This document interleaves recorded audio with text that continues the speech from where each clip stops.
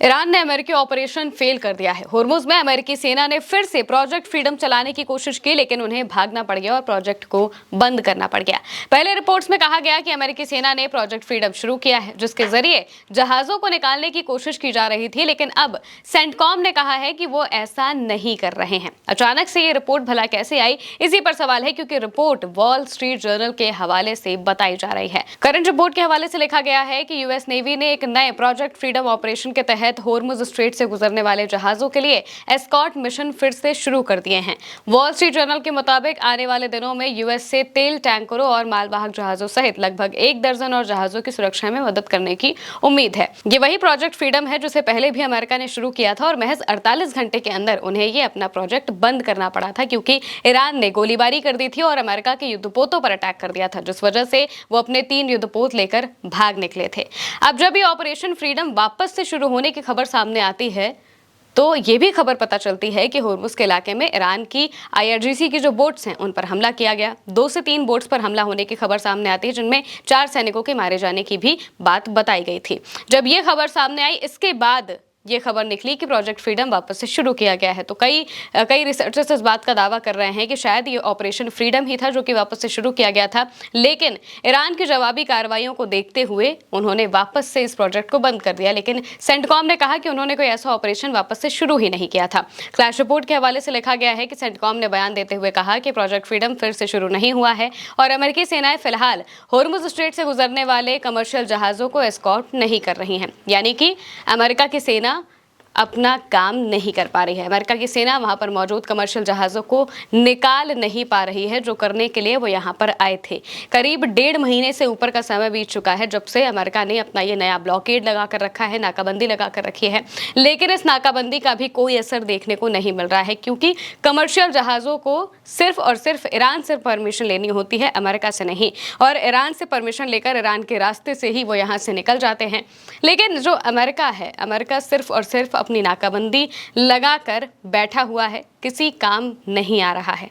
वहीं दूसरी तरफ ये खबर सामने आती है कि ऑपरेशन फ्रीडम वापस से शुरू किया गया, लेकिन इस ऑपरेशन को भी शुरू होते ही बंद करना पड़ गया है। यहाँ पर वापस से ये ऑपरेशन बंद हुआ है। वहीं दूसरी तरफ कहा जा रहा है कि बातचीत चल रही है, बातचीत अभी भी अटकी पड़ी है न्यूक्लियर और बाकी के मसलों को लेकर, क्योंकि डोनाल्ड ट्रंप भी इन सब बातों पर नहीं मान रहे हैं। और वहीं दूसरी तरफ ईरान ने नई शर्त रखी है कि 24 बिलियन का जो उसका फंड है वो जब तक रिलीज नहीं किया जाएगा तब तक कोई बात नहीं होगी। पहले वो फंड रिलीज होंगे, लेबनान में सीजफायर होगा, इसके बाद ही बाकी की कोई बात की जाएगी। लेकिन अभी भी बातचीत अटकी हुई है, बातचीत पूरी नहीं हो पा रही है और ईरान ने साफ तौर से कहा है कि अगर दोबारा हमला करने की कोशिश की तो फिर मुंह तोड़ जवाब जरूर मिलेगा। और इसका भी जवाब ईरान ने जरूर दिया था। जो आईआरजीसी की बोट्स पर हमला किया गया तो इसके बदले में ईरान ने अमेरिका के 3 एयरक्राफ्ट गिरा दिए थे, एयरक्राफ्ट पर निशाना साध दिया था, जिसमें एक F-35 स्टेल्थ फाइटर जेट भी शामिल था, जिसे फिर ईरान के एयर स्पेस से भागना पड़ता है।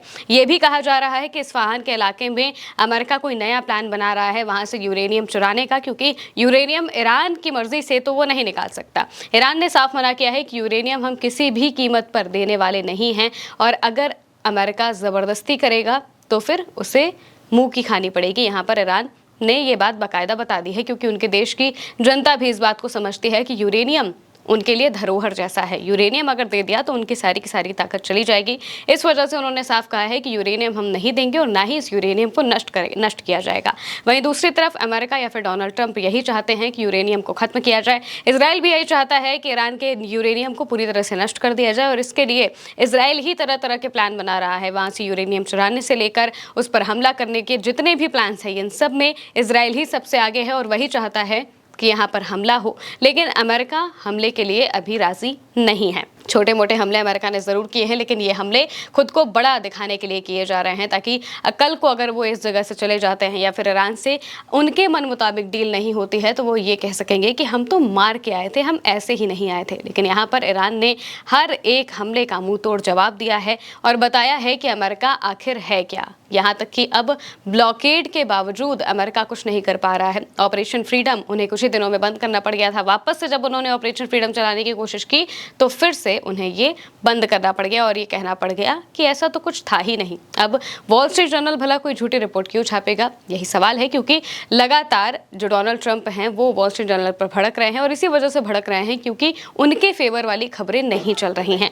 अब लगातार वो न्यूज़ चैनल्स को भी सवालों के घेरे में रख रहे हैं, लेकिन ये नहीं बता रहे हैं कि आखिर उनकी सेना कुछ भी क्यों नहीं कर पा रही है, आखिर वहां से जहाज़ों को क्यों नहीं निकाल पा रही है, जहाज़ ईरान की मदद से क्यों निकल रहे हैं। सवाल तो ये भी है कि अगर अमेरिका वहां पर मौजूद है तो फिर ईरान की मदद की ज़रूरत ही क्या है जहाज़ों को। लेकिन असल बात तो ये है कि पूरे इलाके में सिर्फ और सिर्फ IRGC का कंट्रोल है। उस कंट्रोल को जो तोड़ने की कोशिश करता है उसके ऊपर भयंकर बमबारी हो जाती है। इसी वजह से अमेरिका की सेना सिर्फ वहां पर मौजूद है, कुछ कर नहीं रही है और ना ही वो कुछ करने के काबिल मौजूदा वक्त में है। फिलहाल के लिए मेरी अनेक महिमा के साथ इस खबर में इतना ही। आप देखते रहिए उल्टे चश्मे से।